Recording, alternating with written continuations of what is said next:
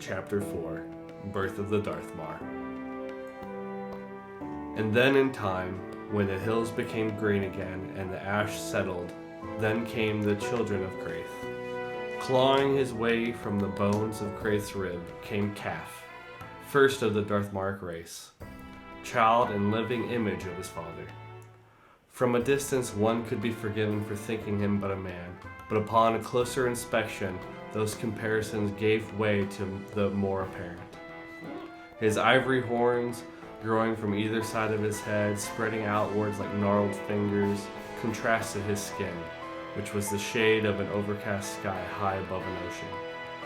Falling over his sharp features, the horns cast their shadows.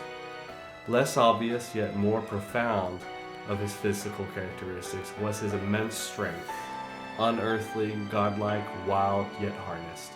The physical power in his very hands to crush any. Calf stood upon his father's chest and watched his brothers rise from the rivers of blood flowing forth from Kraith. 13 of them in total.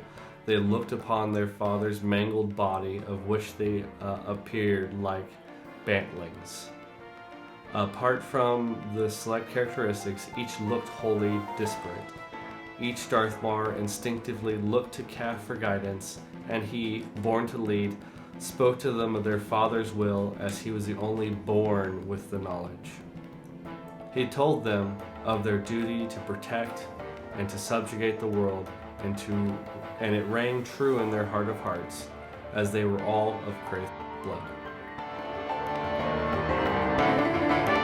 Welcome to the Terrillian podcast, set deep in the mind of her creator, where we discuss in comprehensive analysis the planet known as Terrillian. I am one of your hosts and all-around book nerd, Beard. I am joined with the creator of Terrillian, madman and genius, Ian. That's me. And Chris. Oh yeah, excited today. Who is our music producer and media manager. And we also have the not always silent Marina, the other producer and other half to all of our brains.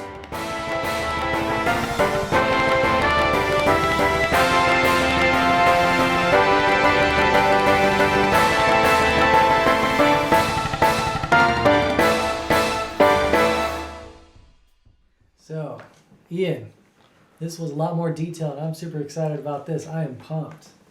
So, why was it important for Calf to be born of bone and his brothers of blood? So bone, for one, is the only thing between the two. So you have blood, which has no structure to it. It's a liquid. And then you have bone, which actually has structure to it. So Calf being born from bone and blood, he actually does look like his father. And he actually, he carries his father's traits. He carries that structure going forward, while his He carries brother, the structure. He looks like Kraith. He looks like Kraith, yeah.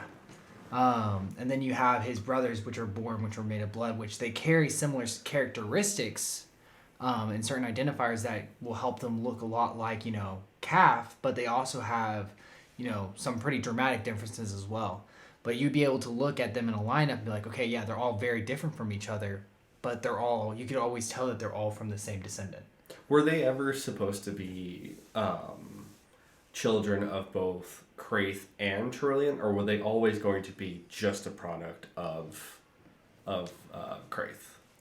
So they are product of Kraith, but you could almost argue that they are children of them both, in the sense that when you have Kraith landing on this planet, he dies and his blood comes, and then his children come from that, and they are basically part of this planet, which is by name Terrillian. So you almost have that not related but kind of related symbolism there, where it's like the idea of them having a child together is almost there because you have the planet representing that. It's not that it was intentionally made that way, it's just something that I noted early on. I was like, oh, that's kind of cool, and I just kind of left it there. But biologically, they have no physical biological relationship to Terrillian. Okay, so it's not necessarily that it is their child together, but more it is the product of her actions that the children are there. Yeah. Yeah, because Kraith created Terrillian, the planet, and her. And her. But the children are spawned just from Kraith. Exactly. Okay. Cool. I like how it all ties together, though. It's pretty Pretty nice. Yeah, I made a comment here earlier about the word bantlings, and that's a real fun word. How big? Because like it says in that chapter how Calf is standing upon the chest of his father. How big is he compared to his father, Kraith? So I always kind of used I guess you could say thigh high design to where each person was basically, you have Kraith, which is huge, and then you have Calf following him, which would be the equivalent up to like his thigh as far as height and stature. So instead of like the Empire State Building, he's like 5 or 6 stories tall. It's like a hotel. He's a hotel. He's a hotel. Yeah. He's still a good piece of real estate, but he's not the Empire State Well, I mean, Building. you imagine a hotel walking through streets. That's massive, right? Yeah, he big boy. Yeah. He big boy. He linebacker. But Now, does he looks similar to his father? Yes. yeah, so Is he's the one his who looks personality also very similar? You to said Kraith? characteristics, yeah. So personality. What personality traits does he have that are similar to Kraith or different? I would say, as far as personality traits, he carries that natural position of leadership. To the other Darthmars that are born, they immediately instinctively look to him. And one thing that we kind of touch on later on, I'm not sure if it mentions it in the initial reading, but is he's the only one who actually has kind of, not, I wouldn't say telepathy, but like he has like the memory of who Terrillian is, the person. He has those core memories, and as I was saying in the the one right before this, this was passed on audibly, so he tells his fellow Darthmars basically how their origins are, seeing their father's body, Kraith's body there. They don't know why they're there, but for some reason, Calf, being the one that's born of flesh, blood and bone, he's the only one who actually has that memory. Yeah, it's written down as like the will of his father. He's the only one who actually knows it. And by extension, they follow that. Right. And when he tells them, it sounds right to them because they have that instinctual. It rings true to their very fiber, yeah. Yeah. That makes sense. Why did you create the 13 Darthmar? So when I created it, it was always with the intent of making it into a game. So by the time your character actually comes into play, you have the vast majority of the Darthmars are wiped out, which that's kind of jumping the gun on a lot of subject, and we'll get there and how that happens. But the point is that you needed that amount of people to show just the atrocity that goes down between this race and everything else that happens later on. So having 13, and then when your character comes into play, you're down to 4. It really kind of puts weight in the situation. Actually, it's more like 5, but you get the point at it, where you have these great powerful beings, and now there's only 5 left. 13 to 5. So are the Darthmar the villains of the world? What is their purpose? When they're born, he knows the story of Kraith, right? So do they have the purpose of, are they the bad guy? Are they the good guy?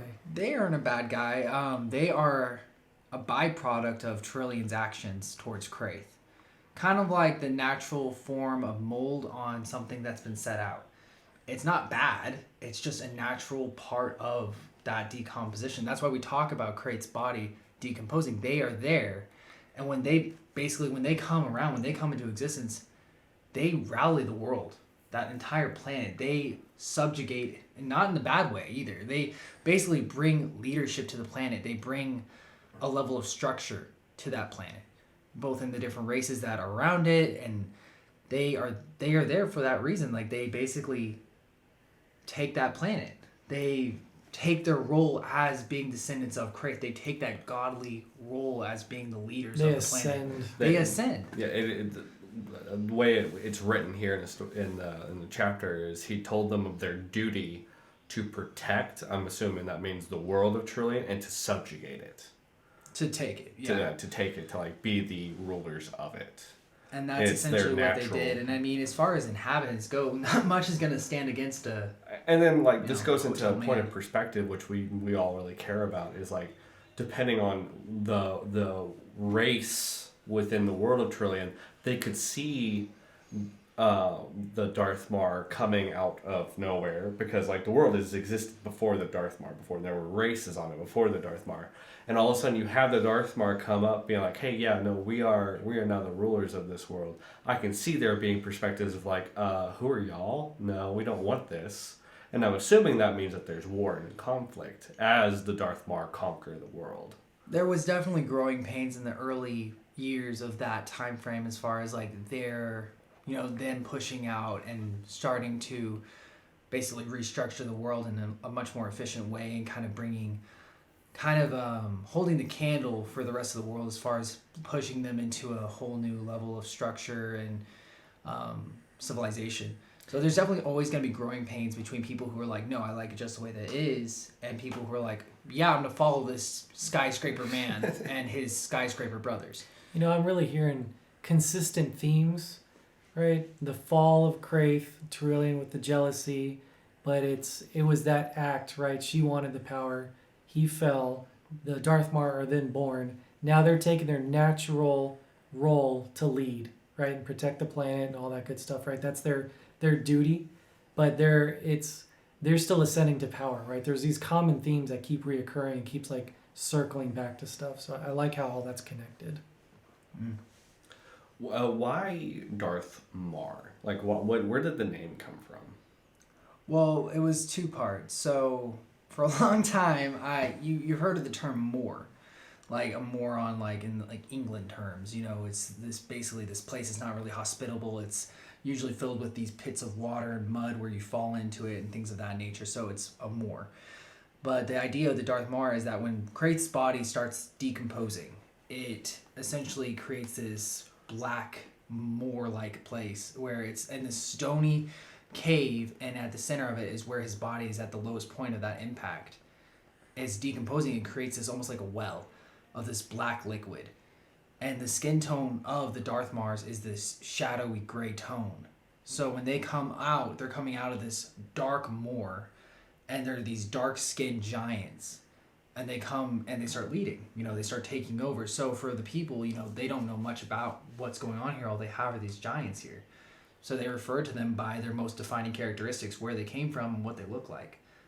Darthmar, Darthmor. Oh, okay. Ponder that.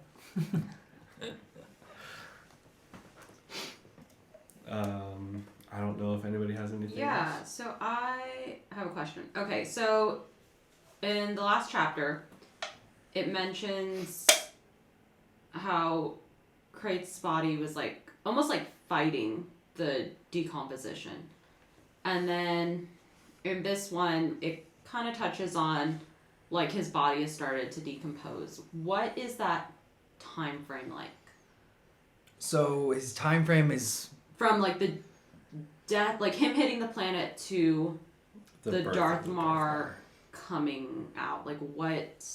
I would even go so far as to why is there only 5 left over, right? That's the time frame. When did he hits the planet, then they're born, then now there's only 5 left. the 5 that are left are way later on. We're talking. So like from that to that event to event to event. event. What do you see that time frame being? I've always saw it as a couple thousand years, because what happens is when Kraith's body hits the planet, there's a reference in the previous, podcast where we talk about how the whole planet is subdued in shadows. Yeah, like the years ash. of ash. What is that time frame? The morning. So the morning, yeah, exactly. So in that time frame, we're talking at least, a couple hundred years in and of itself. Because again, you're talking about, like I've said before in the previous podcast, you're talking about a deity.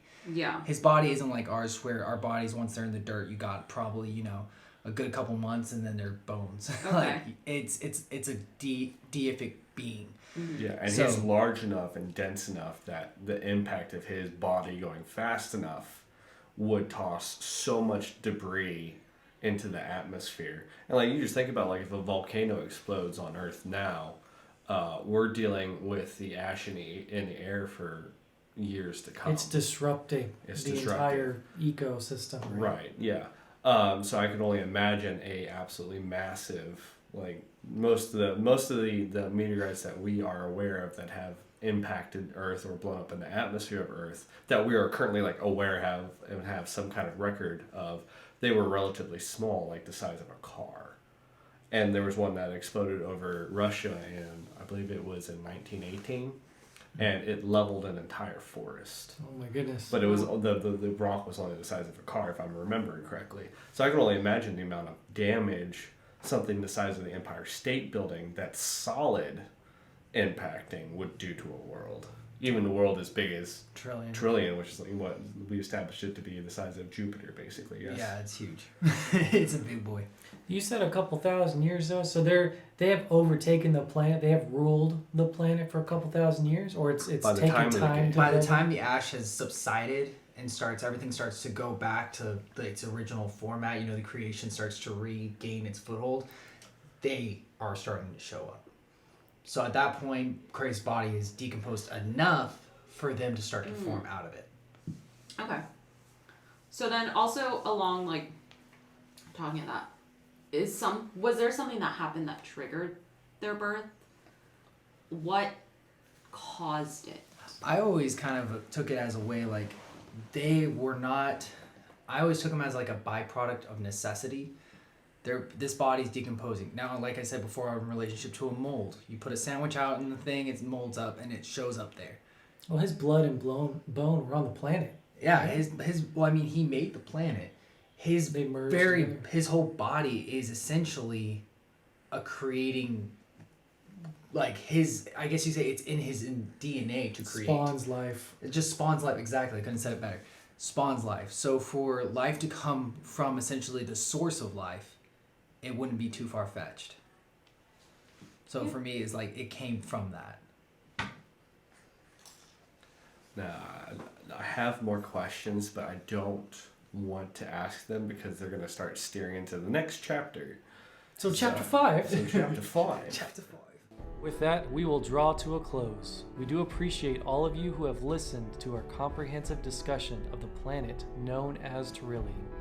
We entice you to listen and learn, following along with each podcast, so that you will visualize the vivid and vast world of Terrillian. A tragic tale set forth for the main protagonist, where you as the gamer would play to conquer lands and legends, thus creating a lore of your own. In doing so, we hope to gain your favor to turn these stories into a video game. If you want to see more content, check out our website at terrilliangaming.com. For more episodes, find us on Spotify and YouTube. Support our emergence.